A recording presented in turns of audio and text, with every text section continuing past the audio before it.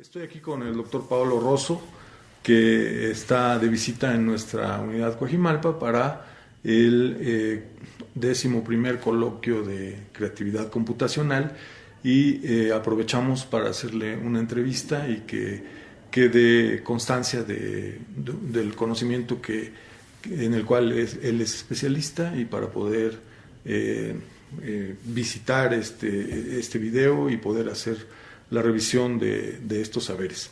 El doctor Paolo Rosso es doctor en informática por la Universidad Trinity College de Dublín, es profesor en el Departamento de Sistemas Informáticos y Computación de la Universidad Politécnica de Valencia, es presidente del Comité de Dirección Adjunta de la Conferencia de la Iniciativa de la Conferencia de Laboratorios del Foro de Evaluación, miembro del Consejo Editorial Tratamiento y Gestión de la Información, Aplicaciones de Computación en la Educación e Ingeniería, Investigación y Desarrollo en Ciencias de la Computación e Ingeniería de Aplicaciones, Computación y Sistemas. Es editor invitado de Tratamiento y Gestión de la Información 2016, número especial sobre la emoción y el sentimiento en los medios sociales y expresivo. En las áreas de investigación donde él se desenvuelve es procesamiento del lenguaje natural y recuperación de la información, esto es detección del plagio, es autor de perfiles, detección de ironía y sarcasmo en los medios sociales, etc. Es miembro del reconocimiento de patrones y Centro de Investigación de Tecnología del Lenguaje Humano, ha escrito más de 400 artículos publicados en revistas, conferencias y talleres. Pues bienvenido, Paolo, muchísimas gracias por estar aquí, gracias por la entrevista. Y bueno, en primera instancia yo quería presentar un poco las ideas generales de tu trabajo. Entonces, ¿por qué no nos explicas brevemente cuáles son las líneas en donde tú trabajas en el tema de investigación, los temas de investigación más importantes para ti? Sí. Bueno, una vez más, muchas gracias por invitarme a este interesante coloquio sobre creatividad computacional. Y básicamente, pues nosotros trabajamos con textos de los medios sociales de comunicación y intentamos inferir información a partir de ellos. Por ejemplo, muchas veces no se sabe quién puede haber escrito un texto, un comentario en las redes sociales. Entonces se trata de inferir a partir del estilo de escritura y de lo que se dice quién puede estar detrás de un cierto mensaje. Por ejemplo, muy importantes desde un punto de vista de la seguridad. Por ejemplo, si ha sido una mujer, un hombre, más o menos de qué edad, en función de las palabras que se utilizan, de cómo se utilizan, el argot, ¿no? El slang, pues es posible tener una cierta idea de quién puede haber escrito el mensaje. Así como pues a lo mejor el mensaje ha sido escrito pues en español, pero a lo mejor lo ha escrito alguien que pues no es español, pues como en mi caso, ¿no? Se queda algún rasgo allí de algunas palabras, alguna construcción que a lo mejor proviene del idioma nativo de la persona. Y en este tema, que es muy importante, muy actual, ¿cuáles pueden ser rasgos que ya se identifican? Ustedes, yo supongo que hay como algunos que se presentan de manera más clara que otros. ¿Cuáles pueden ser rasgos, a lo mejor de personalidad o algunas características de las personas que ya se pueden detectar a través de este análisis del lenguaje natural? Sí, como decía, pues sobre todo se trabaja para intentar inferir pues el género, masculino o femenino, quién puede haber escrito eso, si una mujer o un hombre, y pues la edad aproximadamente, lógicamente si es un adolescente, si es una persona pues con más años. Y también a nivel de personalidad se intenta inferir cuál es el rasgo dominante de la personalidad de una persona, a lo mejor es neurótico, cosas de este estilo, basándose pues en teoría pues ya consolidada y pues que intentamos aplicar, implementar a nivel de lingüística computacional. Y como decía antes, también a nivel del idioma nativo, de una persona, aunque esté escribiendo en otro idioma, o pues a lo mejor pues, el idioma nativo es el español, pero una cosa es escribir pues el español, digamos, de España, de México, de Argentina. Y todo eso, ¿por qué puede ser importante? No solo por el tema de seguridad, ¿no? Porque pues si hay un mensaje que potencialmente es una amenaza, bueno, se necesita un poco tener algún indicio sobre quién puede haberlo escrito. A lo mejor un joven, un chico joven que pues, no sé, es español o tiene otra variedad, ¿no? Es argentino o mexicano, quién sabe. Y también desde un punto de vista del marketing, de los negocios, esto es muy importante, porque ahora es muy de moda eso del análisis de sentimiento, es decir, qué opina la gente con respecto a un cierto producto, a un cierto servicio que se ofrece, o a nivel de reputación, qué opina la gente con respecto pues, a un político, con respecto al rector mismo. Y claro, pues no se sabe quién puede haber expresado ciertas opiniones, entonces es importante hacer un análisis más profundo para entender a lo mejor qué lo que no puede haber gustado y a quién. A lo mejor a los jóvenes no ha gustado lo que ha dicho un cierto político, y pues entonces es importante, por ejemplo, de cara al tema de la reputación, que el político intente entender que le tiene que hacer más caso a los jóvenes con respecto a determinados problemas. ¿Existen diferencias en la emoción en estas nuevas redes con respecto a las emociones interpersonales? ¿Hay una diferenciación en esto? Lógicamente se quiere, así como en la vida misma, pues cuando nos relacionamos, como pues en este caso, por ejemplo, pues se quieren transmitir ciertas emociones, y lógicamente el medio a través del cual se quieren transmitir estas emociones determina también la manera como estas emociones pueden transmitirse. Por ejemplo, ahora está muy de moda entre los jóvenes el uso de Twitter. Si uno en solo máximo 140 caracteres tiene que pues, transmitir emociones o ciertas emociones, pues tiene que jugar con las palabras, con emoticonos, con manera de abreviar las palabras y con los hashtags que determinan también las tendencias, ¿no? De algunos mensajes que hasta pueden llegar a ser trending topics, ¿no?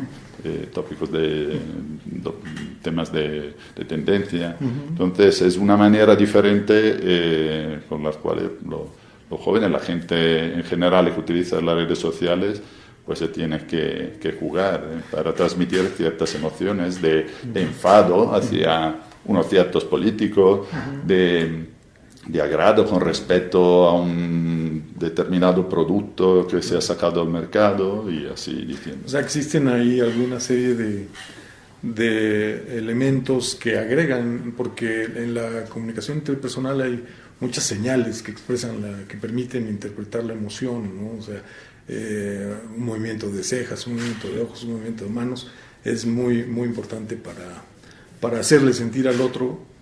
No sé si lo hace uno con la intención o no, pero en el caso de la comunicación textual hay limitaciones, ¿no? Ahora, pasando a otro punto que me parece muy importante, ¿cuál puede ser la aplicación de este campo en la educación? O sea, ¿cuáles pueden ser aplicados? Es decir, yo entiendo que hay como una parte de investigación básica en todo esto, pero a mí me interesa mucho el tema educativo en lo que hacemos aquí, el del uso de las tecnologías para la calidad de la docencia y todo esto. ¿Qué podemos recuperar en términos de aplicaciones a la educación de este campo? Muy interesante esta pregunta, y hay que decir que no sabía las preguntas, entonces pues, lo que voy a contestar lo contesto no tanto porque me lo he preparado, pero porque verdaderamente opino que es importante. Con respecto a la educación, por ejemplo, imaginamos, en muchas ocasiones hay foros, ¿no?, en los cuales los alumnos se intercambian información, comentarios con respecto a asignatura, ¿no?, materia, profesores, sus preocupaciones, lo que le está saliendo bien, lo que le está saliendo mal. Entonces, un análisis de la información que ellos escriben así en estos foros es importante para entender lo que está funcionando, por ejemplo, a nivel de una universidad, de determinado grado, posgrado, asignaturas, y cuáles son al final y al cabo las preocupaciones de los estudiantes, cómo intentar cambiar algunas cosas para cumplir con las expectativas de los estudiantes. Entonces es muy importante analizar estos datos automáticamente. En muchos casos los textos son demasiados como para analizarlo de manera manual. Y luego, además, pues es importante tener información a nivel estadístico, es decir, cuáles son los temas que preocupan más los estudiantes, cuáles son las cosas que parece que se hagan bien en la universidad. Entonces, al final y al cabo, estamos hablando de educación y concretamente podría ser la educación de esta misma universidad. Y finalmente, ¿cuál puede ser un escenario de desarrollo de este campo? ¿Cómo ves en el futuro este campo del análisis de las redes sociales en mensajes breves? Y con esta perspectiva del análisis del lenguaje natural, ¿qué podemos esperar en el futuro próximo? ¿Qué campos, qué temas podemos esperar que se desarrollen? Sí, de un lado, bueno, puede que haya gente hasta que pues tenga un cierto miedo, ¿no?, a este análisis, ¿no?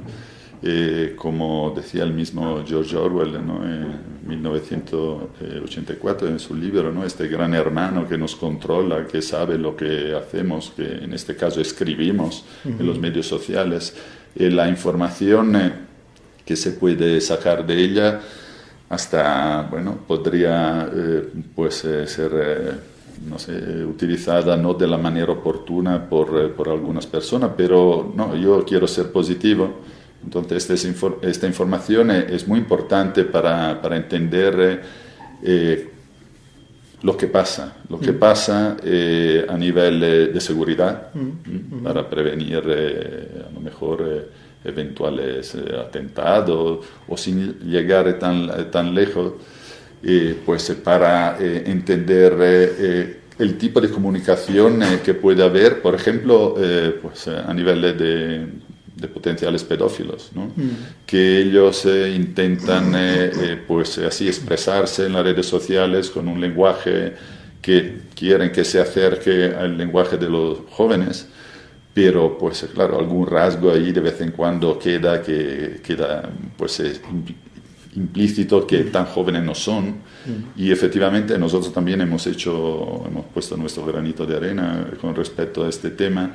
Es importante detectar potenciales pedófilos, así como potenciales personas que a lo mejor están hablando, intentando organizar un atentado, para señalar esta información a quien luego tiene que tomar medidas, ¿no?